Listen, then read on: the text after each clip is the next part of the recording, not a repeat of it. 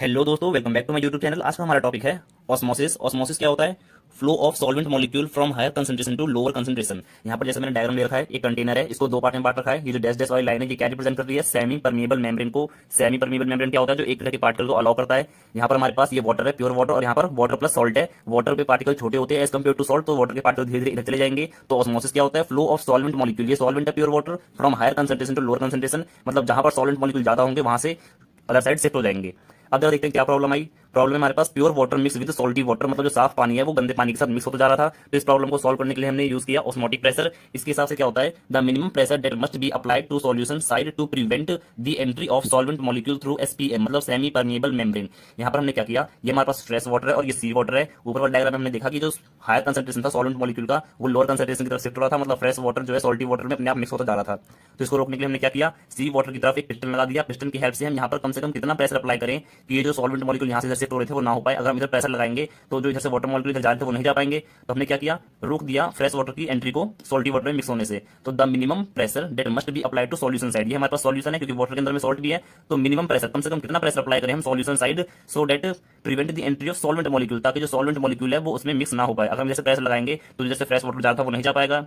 Next इसका formula है हमारे पास pi is equal to C R T. Pi symbol होता है ऑस्मोटिक प्रेशर का, सी यहाँ पर कंसंट्रेशन है, मोलैरिटी, आर यहाँ पर यूनिवर्सल गैस कांस्टेंट है, और टी टेम्परेचर है जो हमेशा केल्विन में होना चाहिए।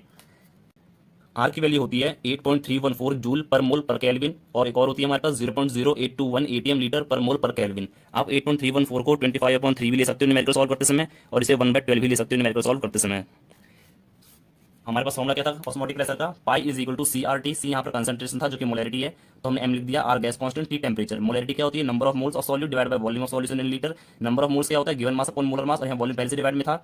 यहाँ से मास अपॉन वॉल्यूम क्या हो जाएगा? डेंसिटी हो जाएगा। ये डेंसिटी हो गया हमारे पास। अब डेंसिटी अगर हम निकालें तो क्या हो जाएगा? पाई multiply molar mass divide by R T. ये हमारे पास डेंसिटी का फॉर्मूला आ गया। Osmotic pressure multiply molar mass divide by gas constant into में टेम्परेचर इन केल्विन। अब देखते हैं हमारे पास कि किस किस तरह के सॉल्यूशन बनते हैं बेसिस ऑफ ऑस्मोटिक प्रेशर। मान लो दो कंटेनर है हमारे पास, एक है ए एक है बी। एक का ऑस्मोटिक प्रेशर है पाई वन और एक का ऑस्मोटिक प्रेशर है पाई टू। अगर हमारे पास पाई वन और पाई टू दोनों बराबर हुए तो इन दोनों सॉल्यूशन को हम क्या कहेंगे? दोनों आपस में आइसोटोनिक है।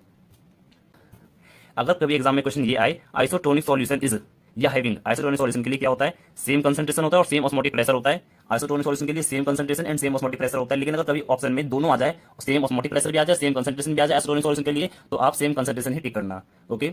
अब देखो, अगर हमारे पास ऐसा हुआ कि किसी एक का ऑस्मोटिक प्रेशर ज्यादा हो जाए, जैसे यहाँ पर एग्जांपल लिया है pi one greater than pi two, अगर कभी ऐसा हो गया तो जिसका भी ऑस्मोटिक प्रेशर ज्यादा है वो होगा हाइपरटोनिक सॉल्यूशन। तो ए इज हाइपरटोनिक सॉल्यूशन। हाइपरटोनिक कहने का मतलब होता है कि उसमें लेस वाटर है और सॉल्यूट पार्टिकल ज्यादा है। जिसका ऑस्मोटिक प्रेशर कम होगा उसे हम बोलेंगे हाइपोटोनिक सॉल्यूशन। बी का ऑस्मोटिक प्रेशर कम है तो इसे लिख दिया हमने बी इज हाइपोटोनिक सॉल्यूशन। इसका मतलब होता है इसमें वाटर बहुत ज्यादा प्रेजेंट है।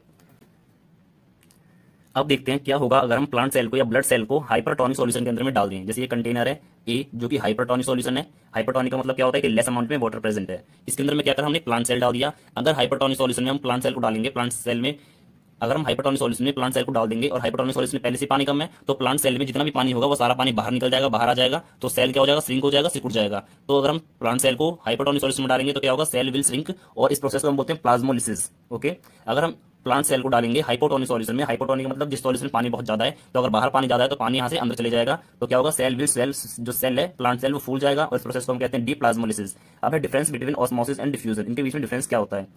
तो हमारे पास फर्स्ट डिफरेंस है it is limited to the liquid medium. First difference है it is limited to the liquid medium, मतलब ऑस्मोसिस जो है वो लिक्विड मीडियम में होता है, जबकि जो डिफ्यूजन है अगर in all medium solid liquid और गैस। डिफ्यूजन हर मीडियम में होता है, सॉलिड भी हो, लिक्विड हो या गैस हो। डिफ्यूजन का मतलब बस ये होता है कि मॉलिक्यूल हायर कंसंट्रेशन से लोअर कंसंट्रेशन की तरफ मूव करेंगे, इससे फर्क नहीं पड़ता वो लिक्विड है, सॉलिड है या गैस है। ओके। मान लो अगर मैं यहाँ पर किसी चीज को जलाऊं तो इसकी स्मेल बाहर फैल जाएगी, तो यहाँ पर गैस की बदबू ज्यादा थी तो धीरे बाहर फैल गई। हम जब भी गैस लीक होती है तो जहां पर भी गैस लीक हो रही है वहां पर ज्यादा बदबू आती है, और डिस्टेंस बढ़ते बढ़ते बदबू कम हो जाती है, क्योंकि यहाँ से जितनी भी गैस की बदबू थी वो दूर फैलती जा रही है जहां पर गैस की बदबू नहीं है। तो हायर कंसंट्रेशन से लोअर कंसंट्रेशन की तरफ शिफ्ट होता है, इसे क्या कहते हैं? डिफ्यूजन कहते हैं। और डिफ्यूजन किसी भी चीज में भी हो सकता है, चाहे वो सॉलिड हो, चाहे लिक्विड हो, चाहे गैस हो, लेकिन ऑस्मोसिस सिर्फ लिक्विड में होता है। नेक्स्ट पॉइंट है हमारे पास require a semi permeable membrane. जैसा कि हमने डायग्राम में देखा था, एक सेमी परमेबल मेम्ब्रेन की रिक्वायरमेंट होती है ऑस्मोसिस के लिए, और वो बस लिक्विड में होता है, जबकि इसमें ऐसे किसी मीडियम की रिक्वायरमेंट नहीं होती। जस्ट मैंने जो एग्जांपल दिया, जब हम गैस लीक होती है तो बगैर किसी मेम्ब्रेन की या सेमी परमेबल मेम्ब्रेन की उसकी स्मेल बाहर फैल जाती है। ओके।